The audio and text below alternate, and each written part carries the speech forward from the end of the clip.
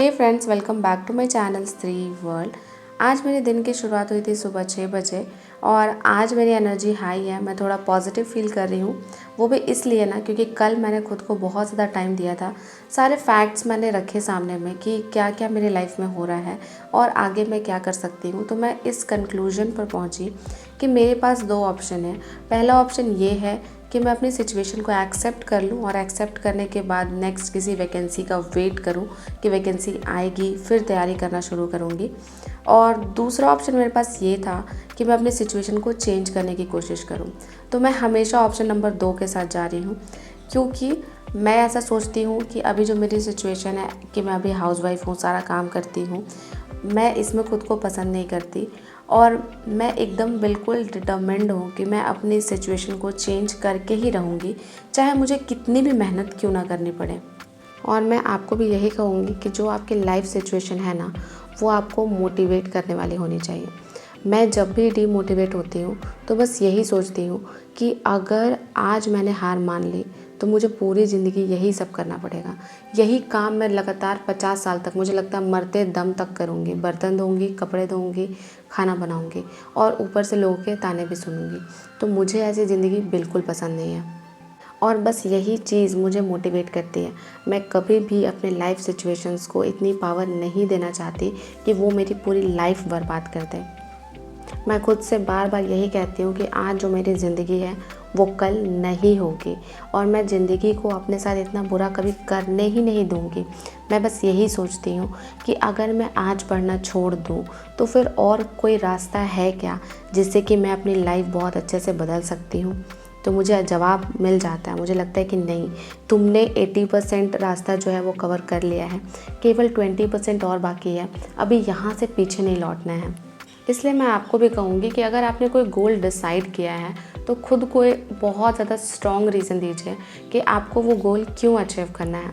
जैसे मेरा गोल है कि मैं एक बहुत अच्छा रेप्यूटेड गवर्नमेंट जॉब लूँ, तो मुझे वो जॉब क्यों करना है, इसके लिए मेरे पास बहुत सारे रीज़न्स हैं। आपके पास भी कोई ना कोई रीज़न होगा, लेकिन अगर आपका वो रीज़न, आपका वाई बहुत ज़्यादा स्ट्रॉन्ग है ना, तब फिर देखिएगा आप डीमोटिवेट ज़रूर होंगे, लेकिन वो डीमोटिवेशन बहुत दिन तक कंटिन्यू नहीं रहेगा। आपके रीज़न्स जब आपको याद आएंगे ना कि आपको क्यों ये जॉब करना है, क्यों जॉब लेना है, आप तुरंत मोटिवेट हो जाएंगे। नहीं तो कोई भी नेगेटिविटी, कोई भी छोटे मोटे रिजेक्शंस आपको डीमोटिवेट कर देंगे। और मैं कभी भी नहीं चाहती कि ये छोटे मोटे जो रिजेक्शंस हैं, जैसे मुझे बिहार पीआरटी टीचिंग एग्ज़ाम से बीएड वालों को बाहर किया गया है, ये मुझे ब्रेक कर दे। तो बस सारा काम ख़त्म करने के बाद मैं आ गई थी पढ़ाई करने के लिए। और मैं भी आपको यही कहूँगी कि अगर आप भी एक बीएड कैंडिडेट हैं, आपको बिहार प्राइमरी टीचिंग एग्ज़ाम से बाहर किया गया है, तो प्लीज़ आप दूसरे ऑप्शंस देखिए और उसमें पॉजिटिविटी ढूंढिए, क्योंकि पॉजिटिव थिंकिंग बहुत ज़्यादा पावरफुल होता है। और जो भी न्यूज़ चल रहा है ना यूट्यूब पे, जो हर दिन डालते हैं कि बीएड वालों के लिए नया मौका या फिर बीएड वालों को बाहर किया जा रहा है, इससे रिलेटेड जो भी चैनल चला रहे हैं अभी, आप उन सबको प्लीज़ मत देखिए, क्योंकि उससे बहुत ज़्यादा दिमाग पर प्रेशर आता है। बहुत ज़्यादा हमें लगता है कि अब हमारा कुछ नहीं हो सकता है। तो इसीलिए मैं कहूँगी कि उन चैनल्स को बिल्कुल भी मत देखिए, सीधे ऑफिशियल नोटिफिकेशन का इंतज़ार कीजिए। जैसे अगर बिहार गवर्नमेंट एकदम ऑफिशियली जब बोल देना, कोई नोटिस निकाल दे, उस पर ट्रस्ट कीजिए। फालतू चैनल देख के अपने दिमाग का दही मत कीजिए। फर्स्ट स्टडी स्लॉट में मैंने इंग्लिश पढ़ा था और मेरा टारगेट है कि 15 नवंबर तक नीतू मैम की ये जो बुक है, इसको मैं अच्छे से कंप्लीट कर लूँ और देखते हैं कि 15 नवंबर तक ये टारगेट मेरा अचीव हो पाता है या नहीं। तो फाइनली मैंने फ़र्स्ट स्टडी स्लॉट कंप्लीट कर दिया है और अभी मैं अपना टाइमर जो है वो ऑफ़ कर दूँगी। हे फ्रेंड्स, सुबह के 9:30 बज गए हैं और मैंने अपना फर्स्ट स्टडी स्लॉट कंप्लीट किया है। आज मेरा काम थोड़ा जल्दी ख़त्म हो गया था, तो मैंने सोचा कि 1 घंटे की कम से कम पढ़ाई कर लूँ। मेरे साथ ऐसा ही होता है, जब मैं सुबह में अच्छे से 1-2 घंटे पढ़ लेती हूँ तो उसके बाद पूरे दिन बहुत अच्छे से पढ़ाई करती हूँ। तो इसीलिए मैंने सोचा कि चलो कम से कम जो वोकैब का सेक्शन है वो 1 से 1.5 घंटे में कंप्लीट हो जाता है, तो उसे ही कर लेती हूँ। तो आपको तो पता है कि वोकैब मैं इस बुक से, नीतू सिंह की बुक से पढ़ रही हूँ। तो बस अभी मैंने जस्ट कंप्लीट किया है और अभी मुझे थोड़ा सा काम है, जैसे मुझे अपनी दादी जी को और अपने ससुर जी को खाना देना है, नाश्ता देना है और इसके बाद थोड़ा सा घर में क्लीनिंग करना है और उसके बाद मैं आपसे मिलूँगी नेक्स्ट स्टडी स्लॉट में।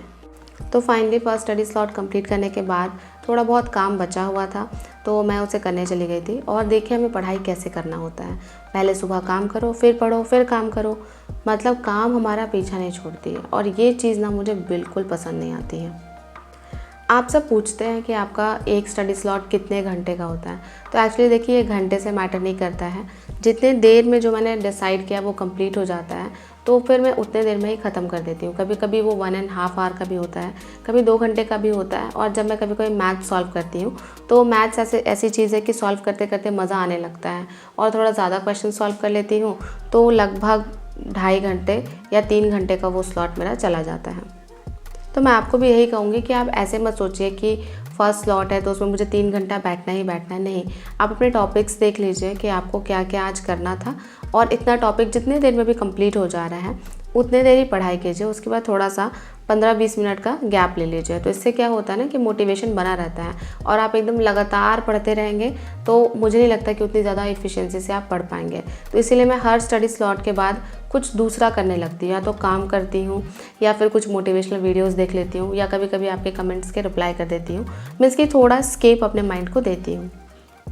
अब मैं आ गई हूँ सेकेंड स्टडी स्लॉट में, और अभी बज रहे थे दिन के 11:15, और अभी मैं सेकेंड स्टडी स्लॉट में ना मैं पढ़ने वाली हूँ मैथ्स। और मैथ्स के लिए देखिए मैं पढ़ रही हूँ प्रीवियस ईयर पेपर्स, और प्रीवियस ईयर पेपर्स के ही क्वेश्चन सॉल्व कर रही हूँ।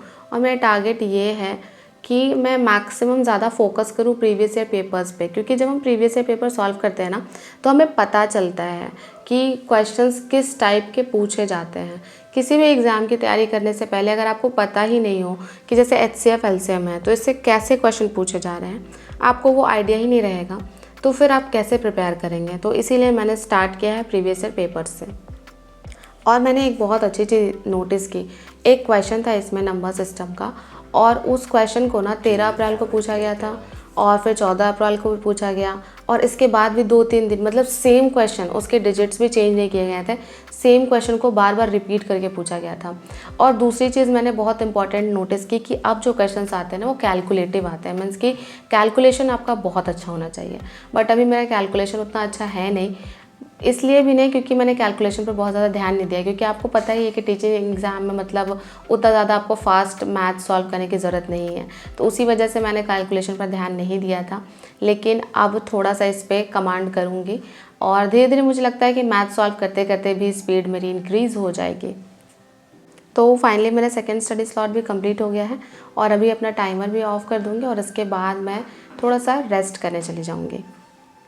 एक्चुअली ये रेस्ट नहीं है, ये है कि मुझे दोपहर का भी खाना बनाना है, दाल चावल जो भी, और सबको सर्व करना है, और ख़ुद भी खाना है, और उसके बाद फिर मैं नेक्स्ट स्टडी स्लॉट में लगूंगी। और आज देखिए बिहार में पहली बार मुझे मौसम इतना अच्छा लग रहा है।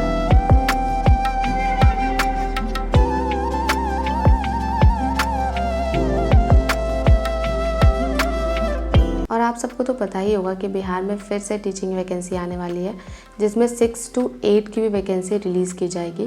बट हाँ, अब देखिए यहाँ पर ये बीटेड को अलाउ करते हैं या फिर सीटेड को, ये कंफर्म नहीं है, क्योंकि बीटेड जो है ना वो बहुत साल पहले शायद 2017 में हुआ था, उसके बाद से बीटेड कंडक्ट नहीं कराया गया है।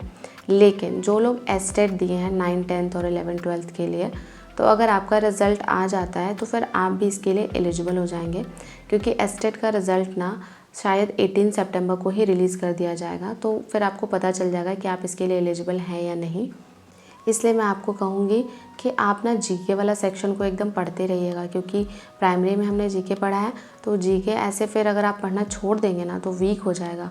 और चाहे कोई भी एग्ज़ाम हो, जीके का पोर्शन तो रहता ही है बिहार टीचिंग एग्ज़ाम में, तो इसीलिए। और प्लस जीके का क्या है ना कि अगर आप एक बार छोड़ देंगे तो फिर से कंप्लीट करने में बहुत टाइम लगता है, क्योंकि सिलेबस इसका बहुत ज़्यादा वास्ट होता है। तो कम से कम जितना आपने पढ़ा है उसी को रिवाइज़ भी करते रहिएगा, तो मुझे लगता है कि बाद में आपको फिर परेशानी नहीं होगी जीके पढ़ने में।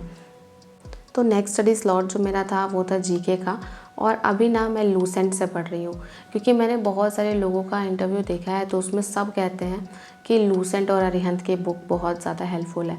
तो मैंने सोचा कि चलो एक बार लूसेंट को कंप्लीट कर ही लेते हैं पढ़ के।